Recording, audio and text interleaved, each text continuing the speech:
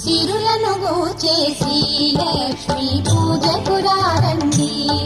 సిరి సంపదలొసగే ధనలక్ష్మికి సేవలు చేయండి.